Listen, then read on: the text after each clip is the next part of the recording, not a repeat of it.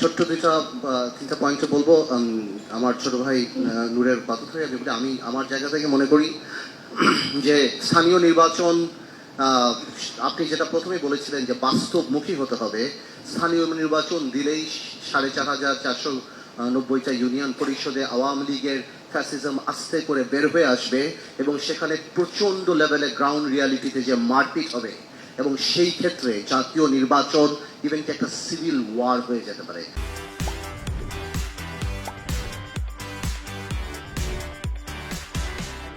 আমি প্র্যাকটিক্যালি আমার জায়গা থেকে বলছি, আমি এলাকায় রাজনীতি করা মানুষ, সুতরাং আমরা উপরে বসে অনেক কথা বলতে পারি, কিন্তু আমরা এখানে বসে আমাদের যে সহ্য ক্ষমতা, যেই এলাকায় লাশ গেছে ওখানে সেই সহ্য ক্ষমতা এখন আসে নাই।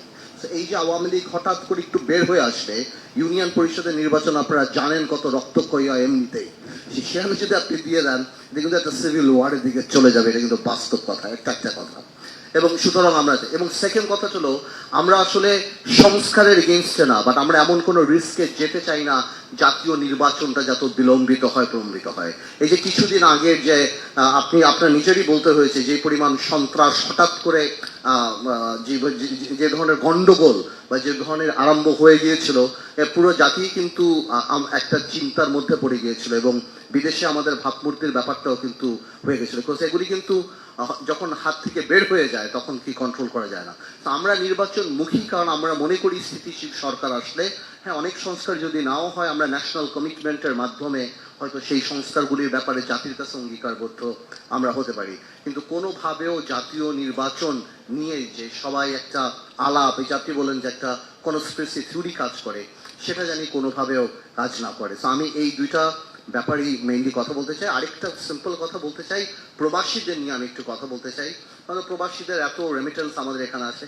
আপনি সংবিধানে দেখবেন আর্টিকেল 66-এ বলা যে বিদেশি পাসপোর্ট পেলে কেউ নির্বাচন করতে পারবে না। আই ডোন্ট হ্যাভ আ বিদেশি পাসপোর্ট, আমার নেই, কিন্তু আমি বুঝি যে অনেক মানুষই রেমিটেন্স পাঠায়, তাদের নামটা মানবিক বিরোধী অপরাধের মানুষদের সাথে রাখা, নৈতিক শৃঙ্খলাজনিত অপরাধ না। পাসপোর্ট নেওয়াটা তো কোনো ক্রাইম হতে পারে না, এটা ডিবার হতে পারে না। আমার মনে হয় যে ইনক্লুসিভ হওয়া উচিত, সেখানে কোনো একটা প্রভিশন যদি আপনারা, আমি এখানে বলছি যাতে করে এটা সবাই অন্যান্য দলরাও জানতে পারে, যদি ইনক্লুসিভিটি মিনি করি আমরা, তাহলে আমি মনে করি এই জায়গাটাতে আমাদের টাচ করা উচিত।